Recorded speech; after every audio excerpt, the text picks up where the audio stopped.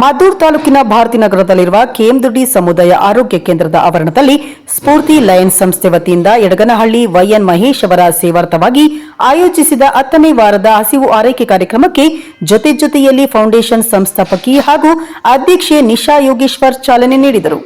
ಬಳಿಕ ಮಾತನಾಡಿದ ಅವರು, ರೈತ ನಾಯಕ ದಿವಂಗತ ಪ್ರೊಫೆಸರ್ ನಂಜುಂಡಸ್ವಾಮಿ ಅವರ ಸಿದ್ಧಾಂತಗಳು ತಮ್ಮ ಮೇಲೆ ಅಪಾರ ಪ್ರಭಾವ ಬೀರಿದ್ದು, ರೈತರ ಹಿತಕ್ಕಾಗಿ ಅವರು ನಡೆಸಿದ ಹೋರಾಟಗಳು ಸದಾ ಪ್ರೇರಣೆಯಾಗಿವೆ ಎಂದು ಹೇಳಿದರು.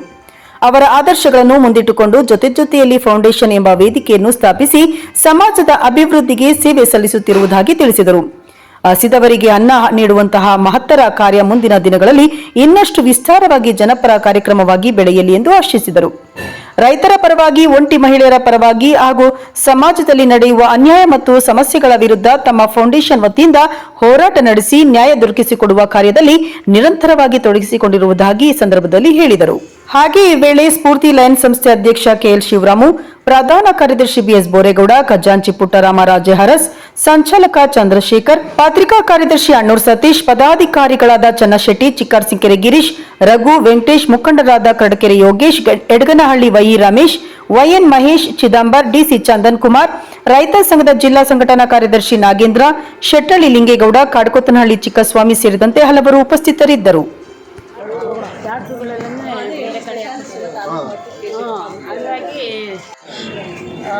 ಏನು ದೊಡ್ಡಿ ಅಂತ ಅಂದರೆ ನನಗೆ ಮೊದಲಾಗಿ ನೆನಪರೋದು ಏನು ಅಂತ ಅಂದರೆ, ನನ್ನ ಚಿಕ್ಕ ವಯಸ್ಸಲ್ಲಿ ನನ್ನ ಚಿಕ್ಕಪ್ಪ ಅವರ ವೈಫ್, ನನ್ನ ಚಿಕ್ಕಮ್ಮ ಅವರು ಈ ಊರಿಂದ.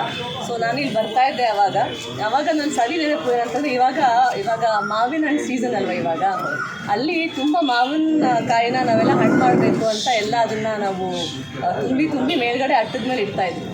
ಸೊ ನಾನು ಚಿಕ್ಕ ವಯಸ್ಸಿಂದ ಮಾವಿನಕಾಯಿನೇ ಹುಚ್ಚು.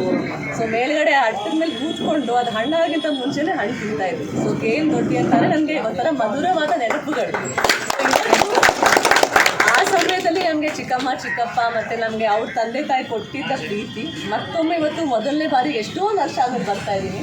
ಆಮೇಲೆ ನೀವೆಲ್ಲ ಎಷ್ಟು ಮನಸ್ಸಿಂದ ನನಗೆ ಗೌರವವನ್ನು ಕೊಟ್ಟಿದ್ದೀರಾ ಅಂತ ಅಂದರೆ, ಇದು ನಿಜವಾಗ್ಲೂ ನನಗೆ ದೇವರು ಕೊಟ್ಟಿದ್ದ ಒಂದು ಉಡುಗೊರೆ ಅಂತಲೇ ಹೇಳ್ಬೋದು. ಬಿಕಾಸ್ ನನ್ನ ಬಗ್ಗೆ ಮಾತಾಡಿದ್ದೀರಾ, ನಾನು ನೋಡ್ಕೊಳ್ತಾ ಇದ್ದೀರಾ, ಇದು ನಾನು ಸದಾ ನೆನ್ಪಿಟ್ಕೊಳ್ತೀನಿ, ಯಾವಾಗಲೂ ನಿಭಾಯಿಸ್ತೀನಿ ಒಂದು ಸ್ಥಾನ ಏನು ಕೊಟ್ಟಿದ್ದೀರಾ ಅಂತ ಹೇಳೋಕ್ಕೆ ಇಷ್ಟಪಡ್ತೀನಿ. ತುಂಬ ಒಳ್ಳೆ ಕೆಲಸ ಮಾಡ್ತಾಯಿದ್ದೀರಾ.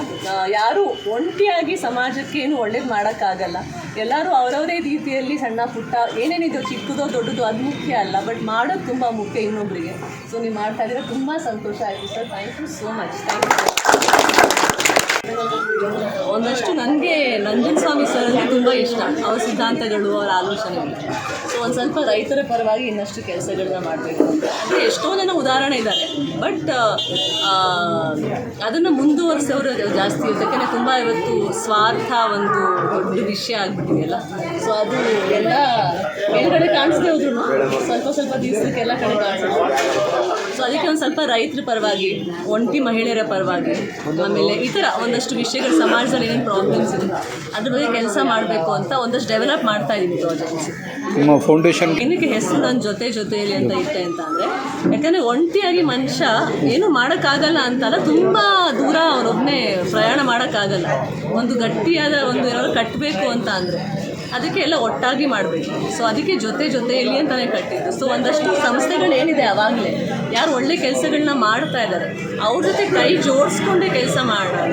ಸೊ ಒಂಟಿಯಾಗಂತೂ ಅಲ್ಲ, ಬಟ್ ಸ್ವಲ್ಪ ದಿವಸದಲ್ಲಿ ಅದೇನು ಯಾರು